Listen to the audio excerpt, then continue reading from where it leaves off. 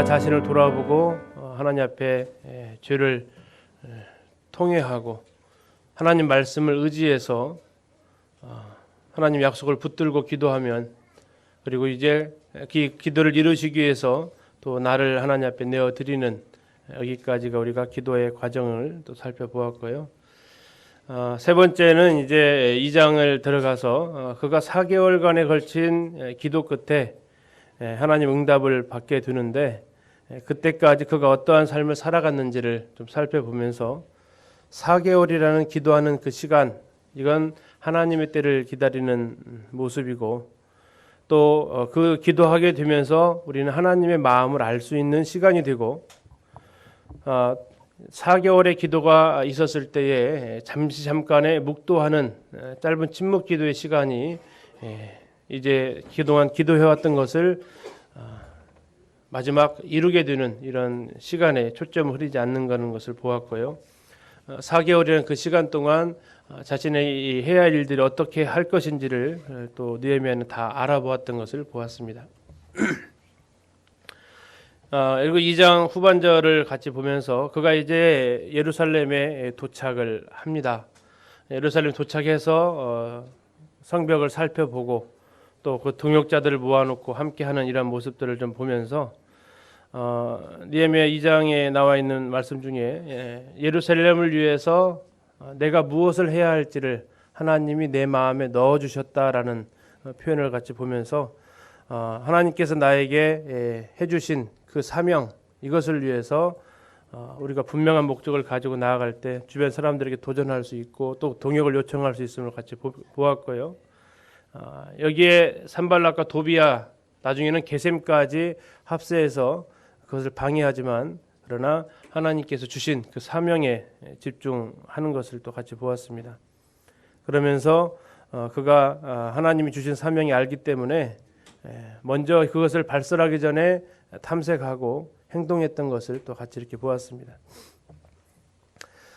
다음에 5번째, 6번째, 7번째 시간을 통해서 어떻게 그러면 이 회복이 이루어져 가느냐, 이것을 좀 같이 보았는데요.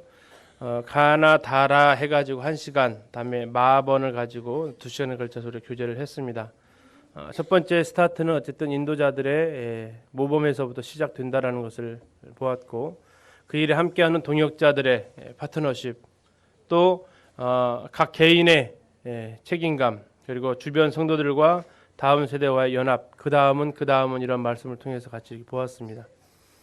그리고 약 11가지의 경우에 나타나 있는 3장의 모습을 통해서 모든 성도들이 자기 집 앞을 하는 사람부터 시작해서 2배의 일을 하는 사람, 또 더 어려운 부분을 하는 사람, 형편이 어렵지만 더 많이 헌신하는 사람, 이러한 각각의 경우들을 보면서 하나도 예외가 없이 모든 성도들의 참여 가운데서 교회가 회복되어짐을 같이 이렇게 보았습니다.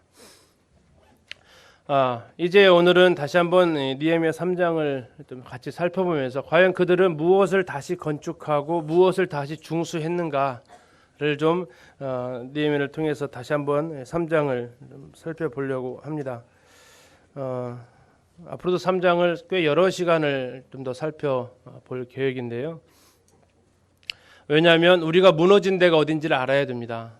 또 무너진 것뿐만 아니라 아예 흔적조차도 없어진 것도 있습니다. 중수한다라는 것은 재건축이고, 건축한다라는 것은 바닥부터 다시 세워 올라가는 이 부분인데요. 지금 보이시는 것은 지금 현재의 이스라엘에 있는 사자문이라고 합니다. 사자문. 지금 이제 화면에 보이시는 것 중에서 잘 안 보이시는데, 이게 이제 사자가 이렇게 양쪽에 그려져 있습니다. 그래서 사자문이라고 이렇게 하고, 사도행전 7장에 나오는 스데반이 여기서 이분 앞에서 순교를 해서 스데반문이라고도 불립니다.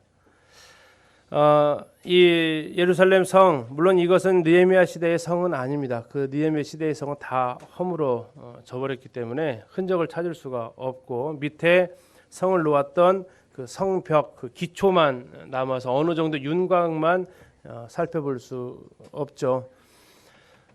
이 느헤미야 3장을 보게 되면 이스라엘 백성들이 건축하고 중수했던 두 가지가 나옵니다. 무엇과 무엇을 중수하고 건축했다고 나올까요? 네, 그렇습니다. 첫 번째로 그들이 했던 것은 바로 이 성벽을 중수하기도 하고 건축하기도 했다고 나옵니다. 자, 또 하나 나오는데 그게 뭘까요? 네, 바로 두 번째가 이 성문입니다.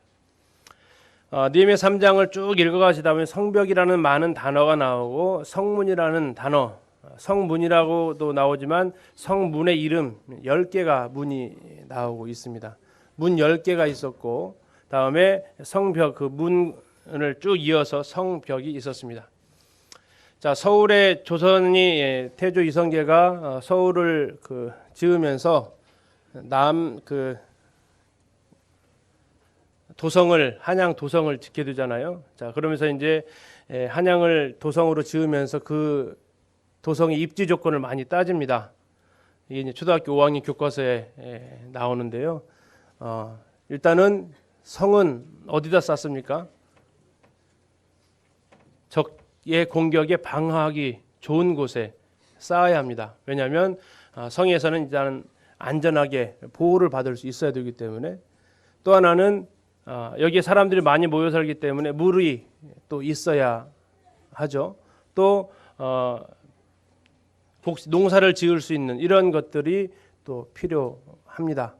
또 나라의 중심부에 위치해 있어야 하고 여러 가지 입지 조건들이 있는데 지금 이 예루살렘 성은 그러한 조건들을 좀 갖추고도 또한 있습니다. 이 성벽을 느헤미야가 다시 이렇게 쌓아 올리면서 예루살렘 성벽을 이렇게 좀 건축을 해 나가는데요. 모양은 비슷했을 것입니다. 우리나라도 이렇게 여행 다니시다 보면 성들이 있죠. 우리 고창에 가면 무슨 성이 있어요? 모양성 있죠. 상당히 잘 보존되어 있는 성 중에 하나입니다. 혹시 그 성벽 보셨어요? 밖에서 보셨습니까? 안에 들어가서 주로 탑돌이를 많이 하는데 밖에서 혹시 보셨나요? 돌을 이렇게 층계층계로 쌓아 올려서 이게 적을 방어하기 용이하게 이렇게 성벽을 쌓아 올립니다. 또 하나는 만약에 성을 다 쌓는데 문이 없으면 어떨 것 같아요? 네. 문 없는 성벽 혹시 보셨나요? 아주 성벽을 튼튼하게 쌓는데 문이 없어. 그럼 나가자는 건지 들어가자는 건지 대책이 없겠죠. 자, 그래서 반드시 이 성 안에 성벽도 있어야 되지만 반드시 있어야 되는 것이 성문입니다. 그래서 예루살렘 성벽을 건축했다고 했을 때 바로 이 성벽을 건축했을 뿐만 아니라 그 성 안으로 들어가고 나올 수 있는 성문을 중수했다고 이렇게 보고 성경은 말하고 있습니다. 우리 삶 속에서 우리 교육 가운데서 중수하고 건축되어져야 될 부분이 역시 이 두 가지입니다. 그 바로 하나가 성벽입니다. 성벽은 두 가지 구실을 합니다. 첫 번째는 그 안에 들어있는 백성들을 보호해주는 역할을 합니다. 외침이 들어왔을 때, 적이 공격하고 왔을 때 이 성 안에 있는 사람들을 안전하게 보호해주는 것이 바로 이 성벽의 역할입니다. 성벽이 없으면요, 적군들이 막 물밀듯 쳐들어올 수밖에 없죠. 그래서 이 성을 부수는 작전을 뭐라고 그래요? 공성전이라고 합니다. 성벽을 해서 우리 역사 드라마 같은 데 보시면 이 성벽을 부수기 위해서 커다란 이 돌덩이 해가지고 포로 이렇게 쏘는 이런 모습도 보셨을 거예요. 또 성벽이 잘 안 부서지면 사다리 타고 올라가서 하고, 또 성벽보다 더 좀 약한 데가 어디죠? 성문이죠. 성문을 공격하기 위해서는 어떻게 하죠? 커다란 나무 같은 거 해가지고 바퀴 굴려가지고 그냥 문에다가 꽉 쪄가지고 부서뜨리려고 하고, 왜 그러냐면 이 성 안에 있는 사람들은 그만큼 보호를 받고 있기 때문에 이것을 무너뜨리지 않으면 이 사람들을 해칠 수 있는 방법이 성 밖에서는 없습니다. 어쨌든 성 안으로 들어가야만이 정복을 할 수 있기 때문에 이 성 밖에 있는 이 적들은 성벽을 무너뜨리든지 아니면 성문을 부수든지 아니면 성을 넘어서 함락을 시키든지 하는 작전을 펼 수밖에 없습니다. 자, 그렇다면 바로 이 성벽은 그런 적들의 침략으로부터 그 안에 사는 사람들을 안전하게 보호해주는 이 보호 역할을 한다는 거고요. 또 하나 이 성벽은 우리 신앙의 삶에서 보게 될 때 성 안에 있는 사람과 성 밖에 있는 사람들, 쉽게 얘기하면 아군과 적군이죠. 전쟁의 순간에. 그래서 그들과의 구분된 이런 삶을 살아가게 하는 중요한 역할을 합니다.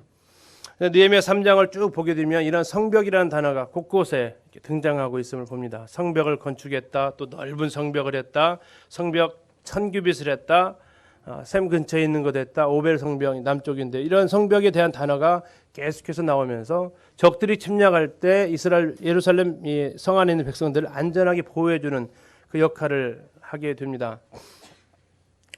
성벽의 첫 번째 역할이 바로 이 세상으로부터의 보호 역할인데요. 느헤미야가 예루살렘 성에 들어갔을 때 2장 13절을 보면 이렇게 표현하고 있습니다.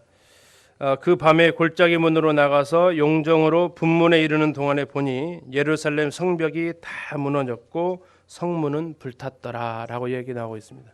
성벽은 무너졌고 성문은 불탔다. 이게 지금 예루살렘 성의 상황이었습니다. 자, 이러한 다 무너져 내려버린 성벽, 그렇게 되면 아무런 보호막이 없는, 권투를 때 자기 얼굴을 하기 위해서 가드를 친다고 이렇게 하는데 얼굴을 보호하기 위해서 손으로 이렇게 보호막을 치잖아요. 성으로 말한다면 이 보호막 자체가 걷어져 버렸습니다. 권투 보셨을 거 아니에요. 권투하다가 이 손이 내려가 있으면 어떻게 되겠습니까? 그 주먹이 그대로 얼굴을 향해서 다 날라오게 되면 매에 맞는데 장사가 있겠습니까? 넘어질 수밖에 없죠. 성벽이 다 회파되고 무너져 내려버리면 그 안에 있는 백성의 그 삶은 처절한 겁니다. 울타리가, 우리 어르신들 그 시골에서 이렇게 주택에 사시다 보면 울타리가 무너져 내리면 그 안에 뭐가 들어와요? 자꾸요? 개도 들어오고 고양이도 들어오고 온갖 동물들 지나다니면서 뭐 하고 다녀요? 저기 어머님들 했을 때 남새밭 들어가가지고 채소밭 들어가가지고 다 해집어 놓고 똥 싸놓고 망쳐놓죠. 왜? 울타리가 파괴되니까. 그들이 아무 때나 시도 때도 없이 들락날락 거리면서 유익될 거 하나도 없죠. 다 무너뜨린 이런 역할을 하게 됩니다. 그것처럼 이 성벽은 우리의 신앙생활을 하는 데 있어서 우리를 지켜주는 보호막 역할을 하는 거죠. 때로 이 성벽 때문에 밖으로 나가기 어렵다고 해서 우리는 이 울타리를 잘못 생각할 때가 있는데요. 우리 나를 가둬놓는 장치라 생각할 때가 또 있습니다. 참 어리석은 생각 중에 하나인데, 이 성벽은 나를 보호해 주는 것이지 가둬놓는 장치가 아니죠. 교회 안에 이런 여러 가지 것들로 인해서 죄가 못 들어오게 하는 이런 역할을 하는 이 성벽이 나를 간섭하고 나를 불편하게 하는 게 아니라 결국 이러한 것들로부터 나를 지켜주기 위한 역할을 한다는 것을 우리가 기억을 해야 되고요. 기린노 교회가 회복되어져야 될 부분 중 하나가 바로 이 교회 안에 들어왔을 때의 모든 성도들이 보호와 안식을 느낄 수 있는 이러한 공간이 되어야 된다는 것을 우리가 생각하게 됩니다. 그래서 그 안에 들어왔을 때 평안하고 교회 안에 문을 열고 딱 들어왔을 때 마음이 평안한 이러한 가운데 우리가 거해야 됩니다.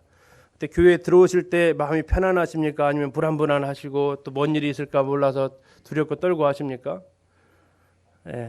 편안하셔야 되는데 저희 강훈이가 안 편해요. 요 근래 한 달간은 좀 편했어요. 그 임정희 씨 때문에 목요일 날 된통 한번 놀래더니 교회 가자고 하면 싫대요. 안 간대요.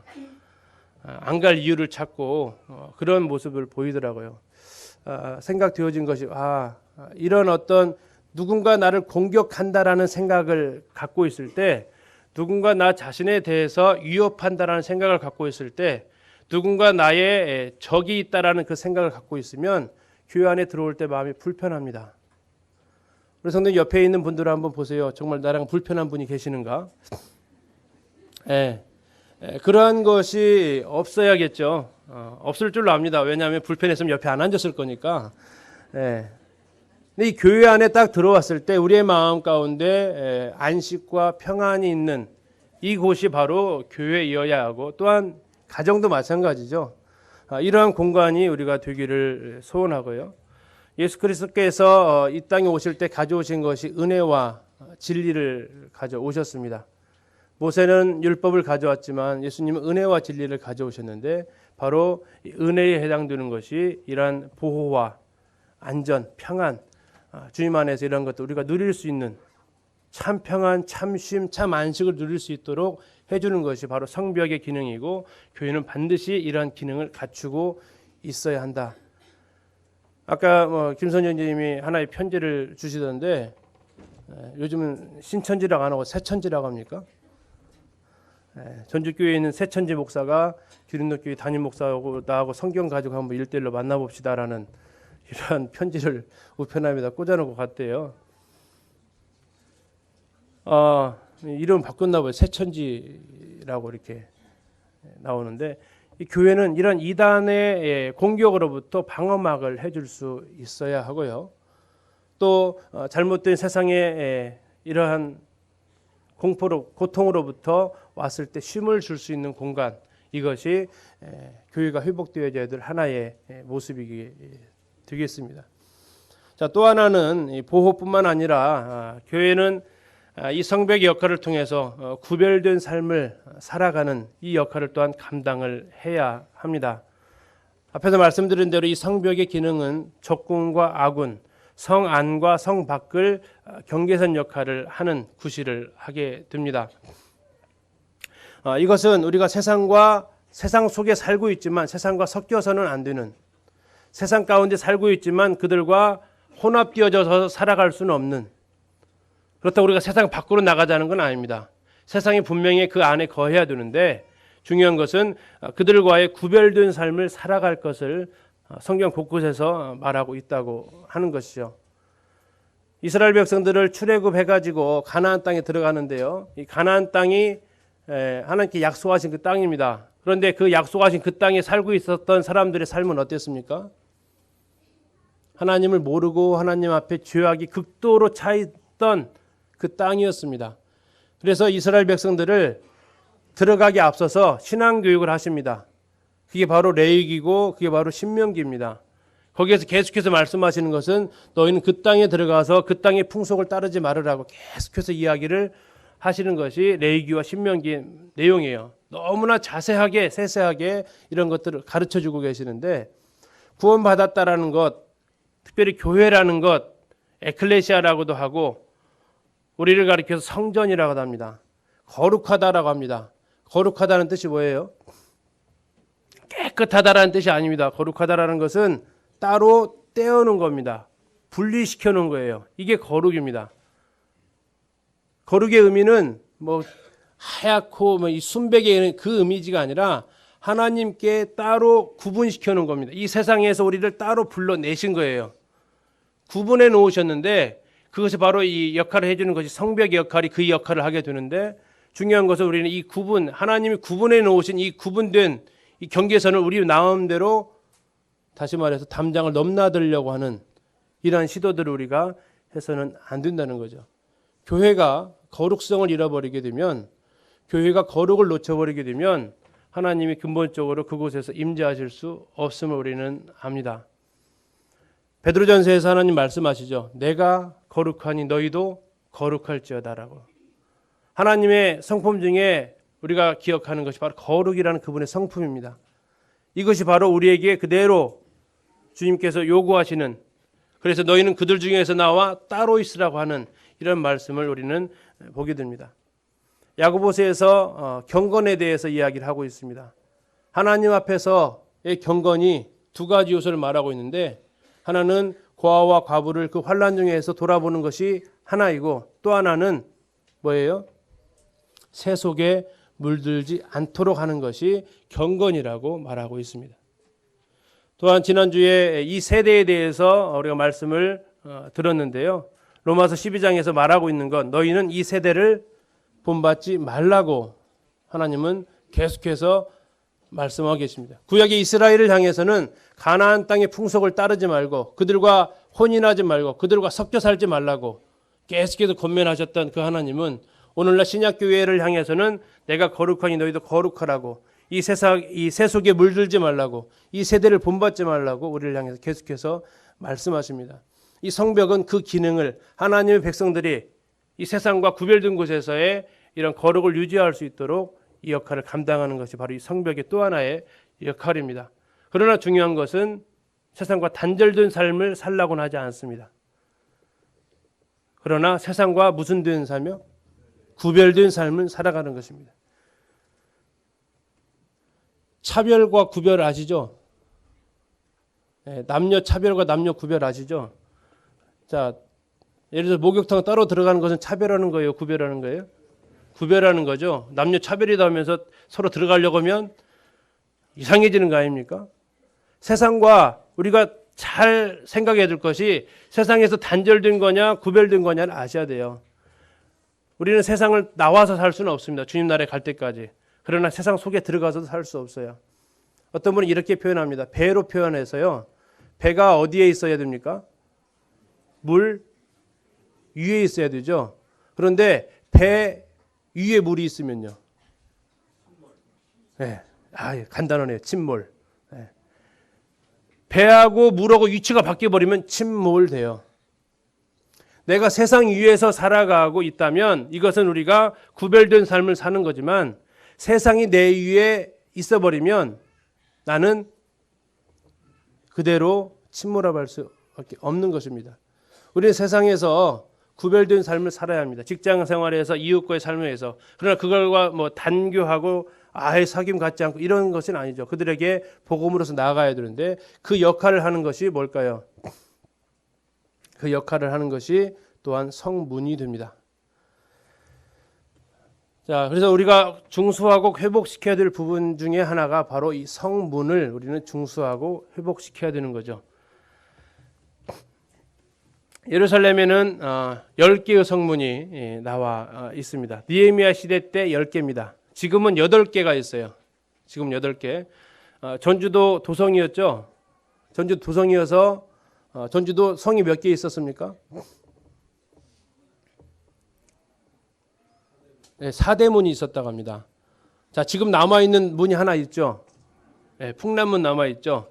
또 동문사거리라고 해서 동문에 있었던 흔적이라는 것이 좀 있죠. 북문교회면서 북문의 위치가 있습니다. 그죠? 서문교회에서 아마 거기가 아마 그런 위치적으로 아마 동서남북으로 이렇게 문이 있잖아요. 자, 그 문이 있었던 것처럼 느헤미야 시대에 이 예루살렘에도 문이 있었습니다. 성문이. 그 10개를 한번 살펴보겠습니다. 제일 먼저 양문이 있습니다. 양문은 양이 드나드는 문입니다. 이건 제사 드릴 때 필요했던 양들이 이 문을 통해서 들여왔던 겁니다. 그러면 이것은 성전 바로 옆에 있고요. 베데스다 연못 옆에 있습니다. 양문 쪽으로 쭉 따라가다 보면 어문이 있습니다. 물고기 문입니다. 이 어문 근처에 어시장이 형성이 되어져 있었습니다. 갈릴리에서 잡아온 물고기들, 지중해에서 잡아온 물고기들이 여기에서 이제 판매되는 장소가 어문이 있고, 다음에 세 번째가 옛문이 있습니다. 전주도 지금 신도시 생겼고 구도시 있죠. 그것처럼 예루살렘에도 구도시가 있었어요. 구도시로 들어가는 그 문의 역할을 했던 것이 바로 옛문입니다. 네 번째는 골짜기 문인데 예루살렘 성벽은 방어를 하기 유리하게 짓기 때문에 골짜기를 바로 경계선으로 이렇게 올라갈 수 있도록 했습니다. 그래야 저기 아까 말씀드렸던 통나무 가지고 굴리지를 못하니까 비탈진 곳에 이렇게 지었는데 거기 골짜기라고 그러죠. 이 골짜기에 문을 또 내었고요. 다음에 이제 다섯 번째가 이제 분문, 덩게이트, 오물이 나가는 하수처리문. 이것은 이제 흰놈의 골짜기로 연결이 되어지고 있습니다. 그래서 이 흰놈의 골짜기는 계속 소각장입니다. 쉽게 얘기하면 지금으로 말하면. 그래서 거기는 불이 꺼지질 않았다고 하고, 그래서 거기에서 지옥이라는 단어가 같은 어원을 쓰고 있습니다. 여섯 번째가 이제 샘문입니다. 이스기야 왕 때 그 기온샘에서 물을 성 안으로 끌어들입니다. 그래가지고 마지막 그 물이 있는 곳이 실로암 연못입니다. 이 샘문은 실로암 연못 있는 곳에 있는 그 물입니다. 샘이 솟아난 그것이 마지막 여기서 이제 솟아나는 거죠. 이렇게 해서 이 6가지 문은 파괴되었던 문들입니다. 지금 이제 그 양문부터 해서 쭉 돌아가면서 이 6개의 문은 쉽게 얘기하면 중수하고 건축했던 문들이에요. 나머지 4개가 있는데 나머지 4개의 문은 상태가 양호했던 것으로 보입니다. 7번째가 이제 수문인데 이스라엘의 그 예루살렘 성 안에 물을 공급해주는 그 문에 구실을 했던 것이 바로 수문이 나오고요. 다음에 마문, 말탄 그 군사들이겠죠 아마, 아니면 왕의 행렬이 말을 타고 들어갈 때 이 마문을 이용해서 들어간 것으로 보이고, 다음에 9번째로 동문, 이것은 이제 지금 예루살렘에도 지금도 현재 동문은 존재하고 있는데요. 동문의 역할은 메시아가 들어오는 문입니다. 앞으로 메시아가 이 동문을 통해서 들어오겠다고 에스겔서를 가서 이렇게 보게 되면 여호와의 영이 동문으로 나가십니다. 그리고 나중에 동문으로 다시 회복시킬 들어오세요. 그래서 이 이슬람이 이 동문을 갖다가 막아버렸어요. 지금 동문은 문 틀은 있는데 전부 다 그 안에다 벽돌을 다 싸가지고 메시아가 못 들어오도록 막아놨습니다. 이 사람이 메시아를 잘 모르는 거죠. 문 막았다고 못 들어오는 분이 아닌데 막아놨어요. 들어오지 말라고. 또 뭐 아이러니하게도 여기서 메시아가 오기 때문에 이스라엘 사람들은 묘지를 갖다 다 이 앞에다가 쭉 씁니다. 그래서 이 동문을 가서 딱 보면 묘지가 관이 쫙 보여요. 그리고 딱 막혀진 문이 보이는데 바로 이제 앞으로 메시아가 오실 문으로 성경은 말하고 있습니다. 그리고 마지막 한믹관문이라고 하는데 여기는 이제 군사들을 소집하는 이런 장소 용도로 쓰여졌던 문이, 총 10가지의 문이 성문이 나오는데 나머지 4개의 문은 부서지거나 이런 무너진 흔적은 없습니다. 왜 그러냐면 아마 위치적으로 이게 좀 보시면 여기가 지금 이렇게 짙은 색은 경사가 급하다는 의미입니다. 이쪽은 완만하기 때문에 적들이 와가지고 많이 공격을 했고요. 여기는 상당히 공격하기 쉽지 않은 급경사입니다. 그래서 이쪽을 주로 이제 많이 공격을 하면 타깃이 되면서 많이 부서져 내리는 것 같고, 여기 이쪽부터 해서의 4개의 문은 성경 느헤미야 3장을 보게 되면 뭐 중수했다라는 이런 표현들이 잘 나타나 있지 않습니다. 예루살렘 성에 이렇게 10개의 문이 있었는데 성벽이 보호와 안전에 또 구별된 삶의 기능을 하게 해줬다면 이 성문은 소통하고 세상 밖으로 나갈 수 있고 하는 그러한 역할을 또한 하고 있다는 것을 볼 수 있습니다. 이제 1절부터 해서 문이라는 단어가 계속 나옵니다. 양문을 건축했고 어문은 누가 했고 이렇게 나오는데요. 이 바로 이 성문이 바깥으로 출입할 수 있는 통로 역할을 하는 거죠. 아까 말씀드렸지만 성벽이 튼튼한데 성문이 없다면 뭐예요? 감옥이잖아요. 그죠? 딱 갇혀 사는 거잖아요. 나갈 수도 없고 들어갈 수도 없고 딱 고립되어져 있는 좀 규모가 큰 감옥이겠죠. 그 안에서 정말 넘어가려면 이제 담을 타고 넘어가든지 땅굴을 파서 나가든지 해야 되는 그런 상황이죠. 문이 없기 때문에. 자, 문은 있는데 예를 들어서 문짝이 없다. 문 틀은 있는데 문이 없다. 이것도 어려움이 있습니다. 그래서 성경에 보게 되면 문을 달았다, 문짝을 달았다 이런 표현들을 또 하게 돼요. 이 성문이라는 곳은 성경에 보면 물건을 사고 파는 그러한 시장이 형성이 되는 곳입니다. 또 이 성문은 룻기 같은데 보게 되면 룻이 성문에 앉아가지고 롯이 성문에 앉아가지고 거기서 사람들을 이렇게 재판하는 이런 일들도 하는 곳이었고, 또 이 성문에서 중요한 회의 같은 것을 하면서 군대를 파견할지 이런 것들 결정을 하는 바로 삶의 현장의 역할을 했던 것이 성문입니다. 교회를 생각해 볼 때 바로 이 성문을 통해서 영혼들은 이 교회 안으로 들어와야 됩니다. 구별된 삶 가운데에서 또 보호된 이런 곳에 그들도 보호받고 싶어서 교회 안으로 영접이 되어지고, 그들도 이러한 구별된 무리와 함께하고 싶어서 교회로 나오는 이 역할이 바로 성문이 해야 되는 역할인데요. 우리가 기억할 것은 참 복음 집회 때 우리는 성문을 활짝 열어둡니다. 그죠? 그래서 많은 영혼들이 이렇게 막 들어오죠. 근데 끝나고 나면 좀 닫아두셔야 되는데, 성문을 좀 닫아둬야 되는데, 복음 집회 끝나고 한 달이 새 안 돼가지고 그 들어왔던 분들이 싹 나가세요. 그죠? 예, 마치 저희 아버지가 투망으로 그물을 좀 잡았는데 고기를 다 던지면 딱 봐도 고기가 갇혔기 때문에 팍 튀어요. 근데 그물을 쫙 긁어 모아요. 근데 딱 들어보면 애기 몇 마리 없어요. 왜 그래요? 예, 그물 코가 뜯어져 가지고 그물 코가 뜯어져 가지고 고기를 잡았다가도 놓쳐버리죠. 예수님께서 제자들을 부르실 때 이러한 장면이 마태복음에서 나옵니다. 베드로와 그의 형제 안드레, 야고보와 요한, 마태복음 3장을 보면 그들이 하고 있었던 일이 있어요. 하나는 그물을 던지고 있었고 또 한 그룹은 그물을 꿰매고 있었어요. 이게 꿰매지 않고 던지기만 하면 잡은 것 같은데 손에는 없어요. 그죠? 이 성문의 기능을 우리는 잘 해줘야 되는데 들어오는 통로가 되기도 하지만 성문의 역할은 닫아버리면 들어온 사람이 나가지 못하는 이런 역할도 하는 것이 또한 성문이기도 합니다. 그래서 교회 안에서 이러한 부분들이 좀 우리가 같이 회복이 되어야 되는데 오늘은 이제 첫 번째 문이 나오는 양문에 대해서 같이 살펴보려고 합니다. 교회의 모습 속에서 중수하고 건축해야 될 첫 번째 문 중에 하나가 양문인데 10가지 문인데 첫 번째가 양문입니다. 양문은 1절에서 나오고 있습니다. 대제사장 엘리야십과 형제 제사장들이 건축한 문이 양문인데요. 이 양은 우리가 양이라는 단어를 딱 듣게 되면 뭐가 떠오릅니까? 우리 어린 양 되신 예수 그리스도를 떠오르게 하는 거고 이 양의 목적도 역시 성전에 제사를 드리기 위해서 사용되었던 문입니다. 자, 사진 한번 보시면 양문이 있습니다. 자, 양문 한번 찾아보실래요? 어떤 게 양문 같으세요? 네, 혹시 이 글이 여기서 찾으시면 안 됩니다. 이것은 베데스다 연못입니다. 네, 여기 있습니다. 여기. 네, 맞추셨습니까? 네.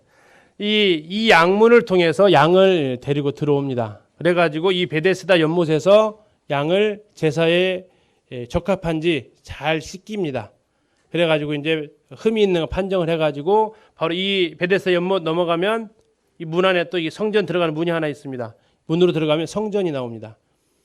이 양문은 바로 이 예루살렘 성전에서 제사 드릴 때 양들이 통과했던 문. 그래서 누가 관리하냐면 제사장들이 관리하는 문입니다. 그래서 이 제사에 관련된 용도로 쓰여지는 이 문인데 그래서 우리는 이 양문을 통해서 바로 제사장 또 예수 그리스도를 생각하게 되는 거죠.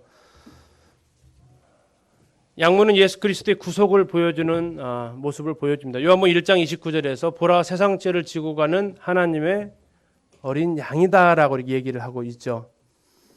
이 성벽 공사의 첫 스타트가 어디에서 시작이 됩니까? 양문입니다. 1절에서 시작되는 것이 처음 시작하는 것이 양문이에요. 우리 인생의 첫 출발점이 언제입니까? 엄마 뱃속에 태어날 때가 아니죠. 우리 인생에서의 참 본 출발점은 우리가 구원받을 때입니다. 출애굽기에서 12장에서 이렇게 얘기하죠. 이 달로 너의 해의 시작을 삼으라 라고 출애굽한 그 시점을 너희들의 새로운 해의 시작으로 삼으라고 성경은 이야기하고 있습니다. 우리가 구원받은 그 시점이 우리의 인생의 새 출발이죠. 그래서 우리는 그때를 뭐라고 표현합니까? 거듭났다라고 표현합니다.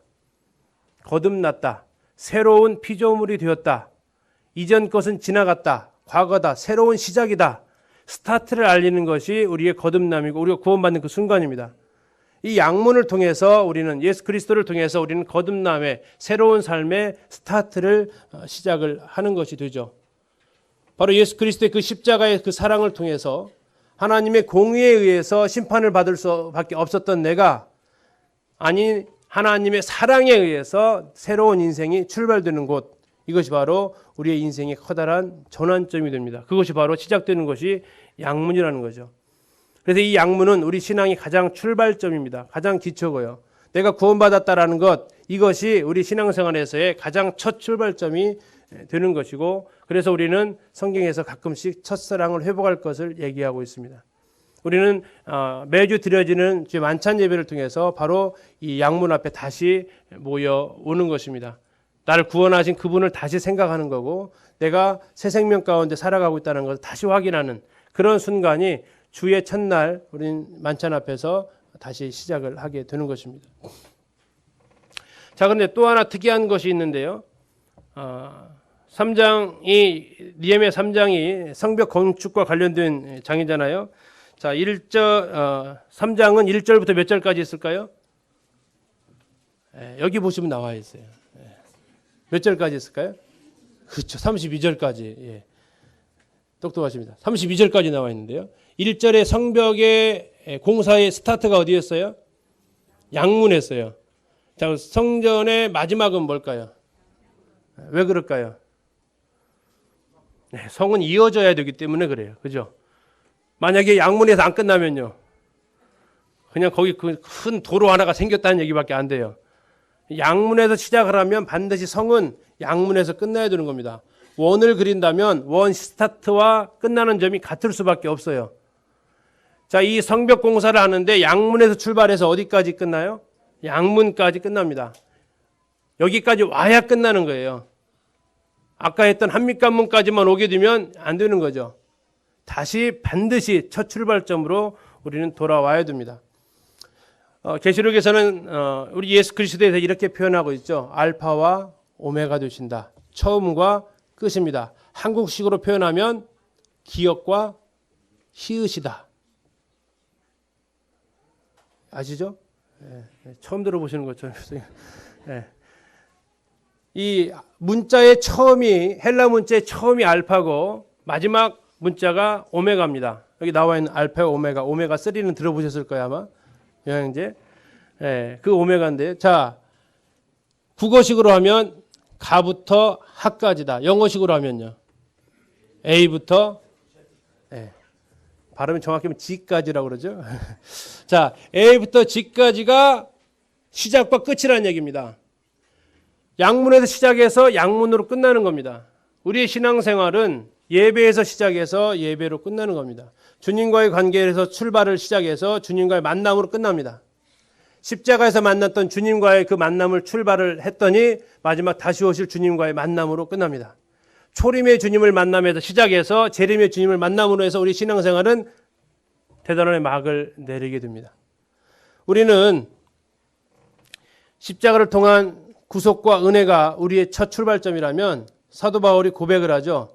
내가 자랑할 것은 뭐밖에 없다고요? 십자가밖에 없다고. 우리의 마지막 종착점, 궁극적으로 네가 가장 중요한 것은 뭐냐? 그리스도의 십자가다. 우리의 시작과 우리의 끝은 예수 그리스도로 출발하고 끝나게 됩니다.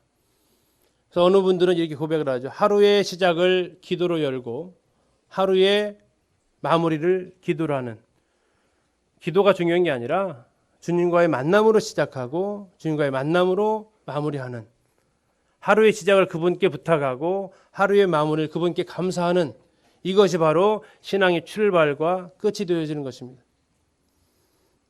우리 삶 속에서 회복되어져야 될 부분의 하나의 모습이기도 합니다. 첫사랑이 회복이 되어져야 된다면 또 하나 회복되어야 될 것은 우리의 삶의 궁극적인 삶의 목적이 회복이 되어져야 되는 것입니다. 이게 시작과 끝의 회복입니다. 한 가지 더 우리가 살펴보게 되는 것은 양문을 성별했다라고 얘기하고 있습니다. 이것은 참 독특한 표현인데요. 자, 이 성별이라는 단어는 여기서만 쓰여지고 있습니다. 느헤미야 3장에서 이 양문과 관련되어질 때 이것은 하나님께 예배 드리러 나가는 문입니다.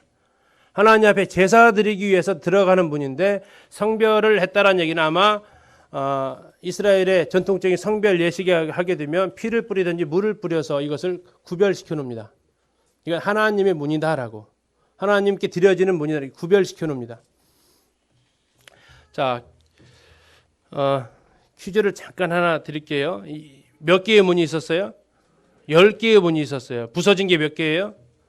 6개고 안 부서진 것이 4개죠. 자, 그런데 이제 부서진 6개의 문만을 가지고 이렇게 차이점을 제가 본문을 보여드릴 테니까요. 무슨 건축하는 데 있어서 어떤 차이점이 있는지 한번 찾아보시겠습니다.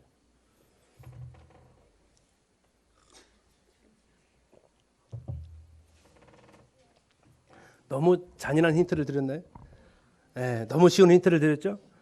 자, 5개는 있는데 1개는 없어요. 자, 양문에는 이게 없어요. 나머지 5개는 이게 다 있고요. 뭘까요? 그래요. 자물쇠와 빗장이 없어요. 자, 자물쇠가 뭐예요? 문을 걸어 잠그는 거죠. 빗장은요? 그죠? 옛날에 지금은 이렇게 열쇠로 잠그지만 옛날에는 이게 나무 2개 세워놓고 가운데다 착 걸치는 거 있었죠. 그냥 끼우든지. 자, 그 무슨 역할을 하죠? 걸어 잠그는 역할을 하죠. 못 들어오게, 못 나가게 걸어 잠그는 역할을 하는데 지금 보시는 대로 이 5개는 전부 다 어문도 있었고 옛문, 골짜기문, 분문 이 부서진 6개의 문인데요. 6개의 문 중에서 5개는 전부 다 자물쇠와 빗장을 다 갖춥니다. 근데 이 양문만은 없어요. 왜 그럴까요? 자, 양문의 용도가 뭐예요? 제사 드리러 오죠. 자, 제사를 드리러 오는데 뭐 한 사람이 제사를 드리러 와요? 우리는 이제 절기 때 감사의 제사를 드리러 오는 사람도 있어요. 그죠? 근데 어떤 사람도 와요? 죄 지은 사람도 와요. 그죠? 근데 죄 지었는데 죄 지었기 때문에 양을 데려왔는데 빗장이 채워져 있으면 안 되죠. 뭘 못해요? 이 제사를 못 드리는 거죠. 심각한 문제가 발생하게 됩니다. 그래서 이 양문만은 자물쇠와 빗장이 없어요. 그러나 이 양문만은 거룩하게 성별을 합니다.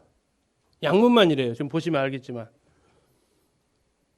자, 이 모습을 통해서 우리가 생각할 것은 바로 이것은 우리의 예배의 이 모습인데요. 이 양문 자체가 제사장들이 관리하는 문이고 제사장들이 사용하는 문이고 하나님 앞에 나아가기 위한 하나님 앞에 제물로 드리기 위한 목적으로 사용되었던 문입니다. 이것을 오늘날로 보게 되면 이거 하나님 앞에 예배 드리는 삶으로 볼 수 있는데요. 잠금 장치가 없어요. 자물쇠도 없고 빗장도 없습니다. 이것은 항상 오픈되어져 있어야 돼요. 항상 열려져 있어야 되고 언제든지 들어갈 수 있어야 되고 누구든지 이걸 통해서 양을 통해서 이곳으로 나아갈 수 있어야 돼요. 대신 양 안 가지고는 들어가는 문이 아닙니다. 제사장들은 드나들 수 있는 문이지만 일반 백성들은 양을 가지지 않고는 이것을 드나들 수 없는 문이에요. 하나님 앞에 예배드리러 나가고 하나님과의 관계 회복을 위해서 나아갈 때 반드시 이 문을 통과해야 되는 문인데요. 이곳에는 잠금 장치가 없습니다.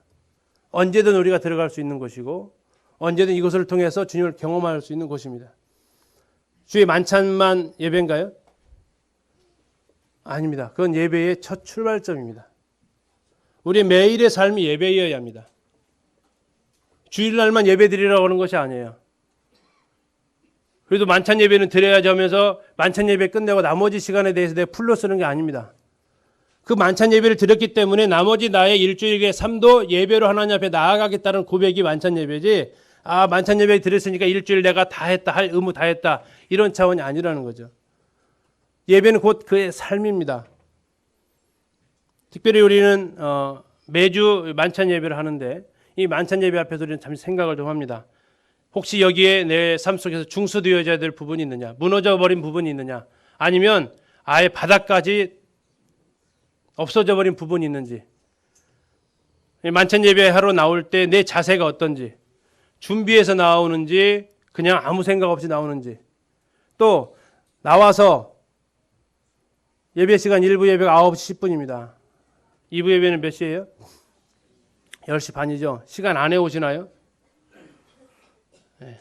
정말 내가 그 시간 안에 주님의 임재하심을 믿는다면, 주님이 이곳에서 예배를 받으시고 믿는다면 그 시간 안에 오는 게 예의 아닙니까? 쉽게 얘기해서 대통령이 식사에 오찬에 낮 점심을 같이 먹자고 하는데 한참 밥 먹고 있는데 문 열고 들어오는 거 예의입니까? 아니잖아요. 미리 도착해서 하는 것이 예의입니다.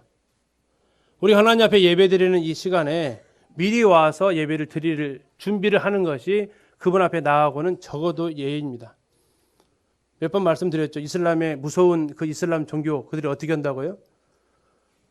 예, 문 걸어 담근다고요. 그들이 8시가 예배하는 시간이면 8시 되면 문을 딱 잠근다고요. 잠그는 의미가 2가지 있다겠죠. 그게 바로 문의 2가지 역할인데요. 하나는 들어오게도 하지만 뭐 또 하는 거예요? 들어오지 못하게도 막는 겁니다. 너는 이미 출발부터가 잘못되었다. 하나님 앞에 나오는 그 출발 시작부터 너는 잘못되었기 때문에 그런 마음이라면 회개하고 돌아가라. 그들이 무서운 종교인데요. 이러한 하나하나 행동이 그들이 얼마나 엄격한지를 우리가 생각하게 합니다. 우리는 너무나 편하죠. 이건 어쩌면 우리가 중수해야 될 부분이 아닌가 생각합니다. 회복해야 될 부분이 아닌가 생각합니다. 하나님 앞에 나오는데 하나님이 정말 그 임재하심을 믿는다면 그 예배 시간에 나를 구원하신 그분 앞에 나오는데 우리가 시간을 지키는 거 어쩌다 늦는 거 말하는 거 아니죠. 습관적으로 늦는 거. 이것은 정말 우리가 내년에는 아니 다음 주부터라도 중수하고 회복하고 건축해야 될 영역이라고 생각을 합니다. 또 기도하는 거. 우리 자매님들 아멘 소리가 크신 것 같아요? 작으신 것 같아요? 하시죠? 우리 형제님들 기도하시면 아멘 하시죠? 거의 이 정도 소리로 하세요. 이 정도의 소리로. 두 가지 중에 하나죠. 전혀 아멘이 안 되는 기도를 하시던가요? 형제님들이 기도가 전혀 아멘이 안 되셔서 이렇게 목소리가 작으신가요? 아니면 딴 생각을 하시나요? 아니면 그냥 습관적으로 속으로 하시나요? 우리 하나님 앞에 예배드리고 형제님들이 예배드릴 때 형제님들도 마찬가지입니다. 자매님들 뿐만 아니라 다른 형제님들이 기도하실 때 예배 아멘 크게 하시나요? 아멘이라는 것이 무슨 뜻입니까? 저도 그것에 동의합니다라는 표현입니다. 아멘 안 했다는 얘기는 뭐예요, 그럼요? 동의 안 합니다라는 뜻이에요. 그러면 동의 안 하시면 입을 열고 기도를 또 하셔야죠. 동의하실 수 있는 기도를. 이것저것 다 안 하시면 이게 이상해지는 겁니다. 자녀들 하나님 앞에 기도 드릴 때 큰 소리를 같이 아멘 하시면 내 기도도 같이 하나님 앞에 드려진 것이죠. 찬양할 때의 목소리, 또 감사할 때의 그 내용, 우리 하나님 앞에 예배드리는 이것에 대해서 우리는 다시 한번 내 삶 속에서 내 개인의 하나님 앞에 예배드리는 이 삶 속에서 중수되어져야 될 것, 회복되어져야 될 것이 무엇인지를 생각을 해야 되겠죠. 미국에서 실제 있었던 하나의 사건입니다. 미시간 호수라고 있습니다. 저도 못 가봤는데 미시간 호수라는 곳이 있대요. 거기에 유람선이 있었는데 사람들이 많이 탔는데 이 유람선이 전복이 됐습니다. 이 유람선이 전복이 됐는데 사람들이 그러면 다 물에 빠진 거죠. 이때 그 유람선에 수영 선수가 한 명이 타고 있었어요. 그래서 이 수영 선수가 예전 수영 선수가 사람들을 건져냅니다. 몇 명을 건져내요? 써 있어요. 23명을 건져내요. 23명의 사람을 건져냈습니다. 그리고 시간이 한참 흘렀어요. 자, 미국에서 이제 성경학자인 R.A. 토레이라는 박사가 있습니다. 이분이 이제 교회에 가서 이 말씀을 전했는데 이 예화를 갖다 썼어요. 그 전에 우리가 몇십 년 전에 미시간호에서 이런 일이 있었는데 이 한 청년이 많은 사람을 건져냈습니다. 이것이 예수 그리스도의 이제 복음을 전한 거죠. 근데 그 자리에 누가 있었을까요? 이수영 선수가 있었던 거예요. 그 자리에 60세 노인이 돼가지고 그리고 그 사실을 아는 또 한 사람의 그 친구가 있었던 거예요. 그래서 이제 토레이 박사가 딱 말씀 전하고 내려오니까 박사님 방금 설교했을 때 주인공이 여기에 있습니다. 토레이 박사 어땠을 것 같아요? 굉장히 반가웠겠죠. 그래서 반가워가지고 주인공이십니까? 예, 제가 주인공입니다. 자, 그때 가장 기억에 남는 사건이 무엇입니까? 물었어요. 자, 이분이 뭐라고 했을까요? 이분이 씁쓸한 미소를 지으시더래요. 제 가장 기억에 남는 것은 제가 23명을 그때 구했는데 단 한 사람에게도 감사하다는 말을 못 들었습니다. 그게 가장 기억에 남습니다.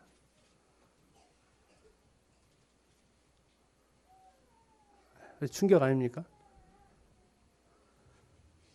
이 자기 젊은 나이에 구했는데 60 뒤엔 그 순간에도 그것이 잊혀지지 않는 거예요.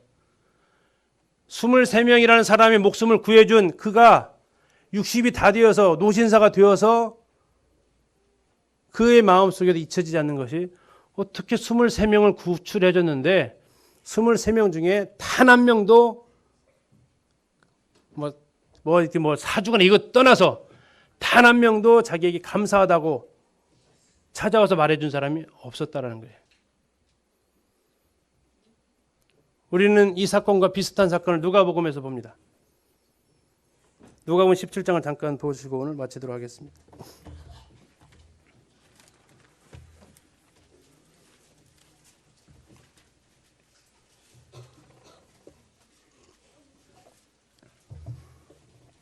누가복음 17장 11절부터 제가 읽어드리겠습니다. 예수께서 예루살렘으로 가실 때에 사마리아와 갈릴리 사이로 지나가시다가 한 마을에 들어가시니 나병 환자 10명이 예수를 만나 멀리 서서 소리를 높여 이르되 예수 선생님이여 우리를 불쌍히 여기소서 하거늘 보시고 이르시되 가서 제사장들에게 너희 몸을 보이라 하셨더니 그들이 가다가 깨끗함을 받은지라.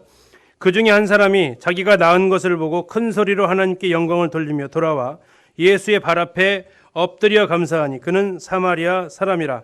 17절 같이 읽겠습니다. 시작.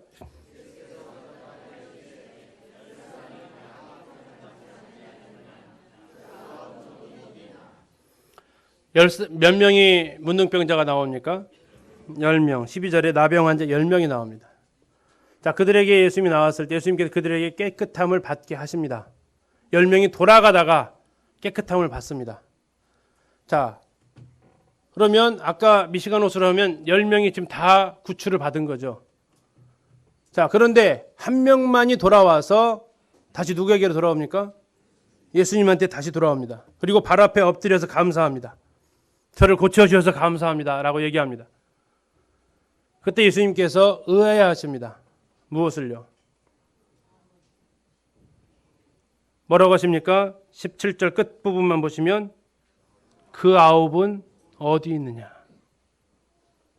그 아홉은 어디 있느냐? 18절 보시겠습니다. 이 이방인 외에는 하나님께 영광을 돌리러 돌아온 자가 없느냐? 물론 이것은 예수 그리스도의 십자가를 통해서 여기에 돌아오신 분들은 그 한 명에 해당되십니다. 여기에 계신 분들은 이 사마리아 사람 한 명에 해당이 되세요.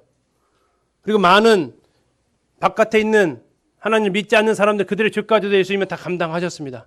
그러나 그들은 하나님 앞에 나와서 감사치 않아요.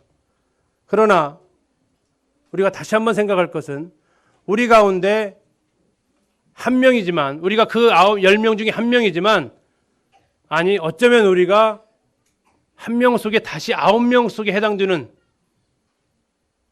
예배를 드리고 있지 않는가. 오늘 우리가 하나님 앞에 예배 드렸던 것을 잠시 한번 떠올려 보십시오. 오늘 하나님 앞에 예배 드렸던 만찬을 통해 예배 드렸던 그 순간 한번 떠올려 보십시오. 하나님 앞에 감사하셨습니까? 찬양 가사를 생각하면서 그분 앞에 감사를 드리고 기도에 함께 동참하면서 그분 앞에 감사하고 성경을 읽으면서 그분 앞에 하나님 앞에 하나님 감사합니다 하셨습니까? 혹시 예수님이 이 자리에 서서 왜 한 사람만 나와서 하나님 앞에 영광을 돌리고 나머지 9은 어디 있느냐? 하나님 우리에게 물으신다면 우리는 어떨까요? 2015년 한 해가 저물어가고 있습니다. 우리 성도님들 하나님 앞에 예배하러 나올 때 예배하십니까? 우리 사랑하는 형제님들 금년에 입을 열어서 하나님 찬양을 몇 번 하셨습니까? 입을 열어서 하나님 그분 앞에 감사의 기도를 몇 번 하셨습니까? 이것이 어쩌면 우리가 회복되어야 될 부분이 아닙니까? 하나님 찾으십니다. 그 9은 어디 있냐고. 내 피로 구원해 준 내 사랑하는 아들, 딸이 하나님 앞에 나와서 하나님 그분 앞에 찬양하고 감사하고 하기를 그분은 원하시는데 소수의 성도들만이 감사에 참여하고 아멘으로 화답하고 찬양으로 하나님 앞에 영광 돌리는 그 순간인지 아니면 많은 시간을 다른 잡념과 준비되지 않은 마음으로 나와서 예배 시간이 끝나도 아무런 내 마음속에 내 영혼 속에 반응이 없이 그냥 끝나버리는 시간인지 주님이 물으십니다. 말씀을 준비하면서 주님의 그 위침이 가슴을 저리게 합니다. 9은 어디 있느냐? 우리는 그 한 사람입니까? 하나님 앞에 영광을 돌려드리러 나온 그 한 사람입니까? 아니면 구원 받았으니까 깨끗해졌으니까 이제 자유다 하면서 하나님 앞에 영광 돌리는 것에는 그다지 관심이 없는 아홉입니까? 우리가 중수하고 건축해야 될 부분 중에 이 예배 드려지는 주의 만찬을 예배 드려지는 이 시간이 우리 삶 속에서 중수되어져야 되고 건축되어져야 될 한 부분이라고 생각합니다. 양문입니다. 제사장문이고 우리의 삶의 시작과 끝입니다. 올 한 해 마무리를 하고 또 내년 한 해를 시작하지만 우리가 정말 하나님 앞에 예배로 시작해서 예배로 마무리되는 하루, 한 달, 1년 우리의 삶, 그래서 정말 그분만 우리가 높이기를 원하고 그분 앞에 입술을 열어서 고백하기를 원하고, 한번 생각해 보십시오. 내 생일 잔치에 왔는데 많은 분들이 왔는데 나한테 축하한다는 말에 한마디도 안 하고 차려진 음식만 먹고 갔다고 생각해 보십시오. 그 주인공의 입장이 어떻겠습니까? 아마 모멸감을 느낄지도 모릅니다. 하나님 앞에 우리가 나와서 그분의 어떠하신, 그분의 우리를 향하신 그 사랑을 기억하며 우리의 입술로 우리 형제님들은 마음껏 열어서 고백과 찬양을 하십시오. 아무리 못해도 한 달에 한 번은 입을 여셔야 합니다. 아무리 못해도요. 격주로라도, 아니면 매주 하면 제일 좋습니다. 우리 자매님들 찬양 부르실 때 크게 부르세요. 같이. 내가 선택 안 했으니까 아니고, 내가 기도 안 했으니까 아멘, 이거 아니고, 정말 그분의 기도에 내가 같이 아멘함으로써 나도 하나님 앞에 같이 기도한 거예요. 나는 입을 안 여니까 준비 안 하고 오시는 거 아닙니다. 내가 준비하고 참여하고 있을 때 어떤 형제님이 그 입을 열으면 더 마음에 감동이 되셨던 적이 있지 않습니까? 그래서 우리가 이제 올 한 해를 마무리하고 또 다른 한 해를 시작하면서 우리의 시작이, 우리의 끝이 다시 양문 앞에서 이 부분이 중수되고 회복되어져서 여기는 자물쇠도 빗장도 없습니다. 매일의 수시로 드나들면서 하나님과 그분과의 교제로 우리가 회복되어지기를 소원합니다.